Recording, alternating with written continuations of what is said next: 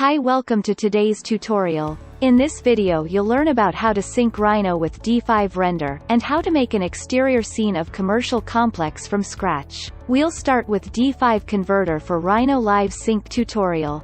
To get started, please install D5 converter from workflow section in D5, or from D5 render official website. After installation, we can see the D5 converter tab in Rhino, which contains 7 buttons: Start Sync, Stop Sync, Sync Changes, View Sync On, View Sync Off, Send Scenes, and Send Light.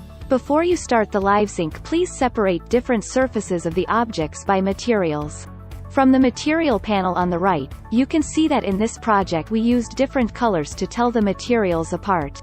Now click on Start Sync to launch D5 render and sync the Rhino model into D5. When there's addition, deletion or change to the objects in Rhino, you can use the Sync button to quickly update the material and model changes in D5. At the same time, it will not replace materials or scene settings that have been adjusted in D5. When syncing, the viewports of D5 and Rhino are consistent, so when you rotate the viewport in Rhino, in D5 it rotates as well. Click on View Off to turn off the live sync of viewports. By clicking on Send Scenes button, the view set in Rhino can be synchronized to the scene list of D5 render. The last feature is Send Light. To demonstrate it clearly, let's switch to wireframe view, and now you can see that there is already a group of lights in Rhino. Click Send Lights, and this set of lights will be synchronized to D5 and appear in the resource list as a group. You can adjust the light parameters either individually or in batch, such as attenuation radius, intensity, color temperature, color, visibility in reflection, and size. We've now covered the features and basics of D5 converter for Rhino. Other than Livesync, D5 render support directly importing 3D files as well. In this case, we divide the project into 3 parts: building, ground and light. Step 1. Import the 3 files into D5, then select the building model and place it. Set the location to 000 and press C to focus on it. Step 2. Import the ground model. To align it with the building, hold Ctrl to multi-select them, and then click on Align button. Remember to select the building first because we'll take the first one as reference. Step 3. Import the lights just like in Step 2. Select the building model, then hold Ctrl and select the lights. Click on Align again. After importing the models into D5 and syncing coordinates for them, you can start to edit materials. Use the shortcut key I to select the texture you need, and change its template to transparent. For now, the glass refraction seems a bit strange as it's single-sided without thickness. Switch on thickness option under refraction and it will produce the correct refraction effect as double-sided glasses do.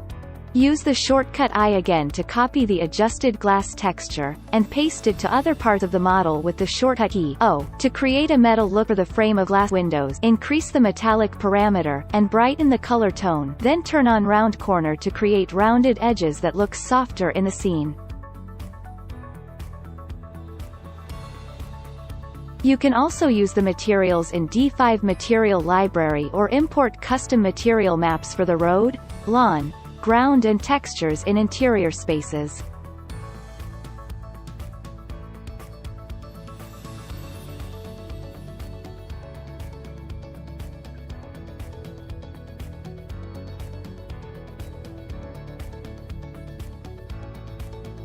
After editing the textures, let's adjust the overall environment. First, import custom HDRI for the general lighting effect. Then turn on fog effect with a tint of blue, making the scene more atmospheric. When making post-processing in the effect panel, it's recommended to turn off auto exposure first. Adjust exposure and white balance properly. Make sure the scene won't be too bright or too warm. If used wisely, bloom, vignette and chromatic aberration will make the scene much more realistic yet artistic. LUTs can help you create different vibes for the scene.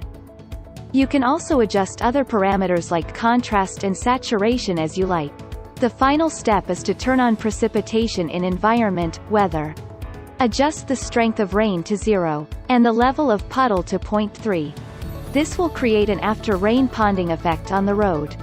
After finishing the environment and effect settings, don't forget to save the changes by clicking on the Update Scene button. Moving on to more details and decoration of the scene. You can use buildings and plants from D5 model library. Brush tool comes in handy for it quickly places the plants in the scene. Remember to set a proper brush size before painting. For lawns, you can set the radius of brush to maximum so as to activate Scatter tool. Press Shift and click on a model to add plants. Repeat this step if you need more grass for the lawn. Before placing a plant into the scene, you can use Smart Placement to rotate and resize its model by pressing the shortcuts R and C, while dragging the mouse. To place trees along a street, it would be more convenient to draw with the Path tool.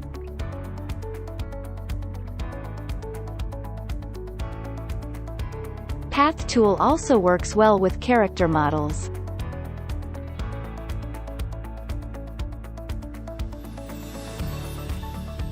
Density, width of path parameters are adjustable, and you can also decide the direction, and whether or not the path is located on the ground. Apart from plants and characters, there are a lot of landscape assets from D5 for you to enrich the scene. An even easier way here is to add a sphere model from D5 model library, Basic Model. You can adjust its size and texture. Turn on Emissive, and it turns into a simple but beautiful landscape light.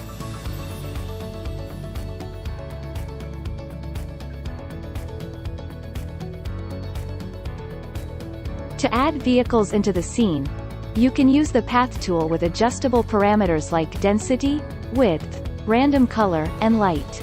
As a finishing touch, choose from the decal assets in D5 like manhole covers and fallen leaves, to make the scene more realistic. If the decal overlaps with other plants, just scale it down a little.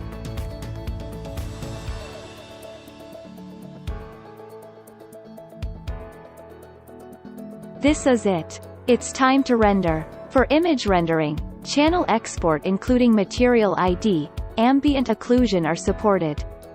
For animation making, click the video button on the upper right. Set camera shots, add keyframes for the characters.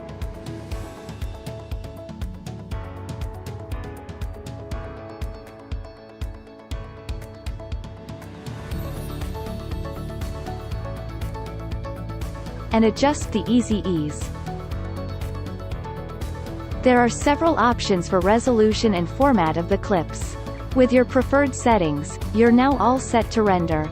Click Add to Render Queue for batch render, or render for direct output.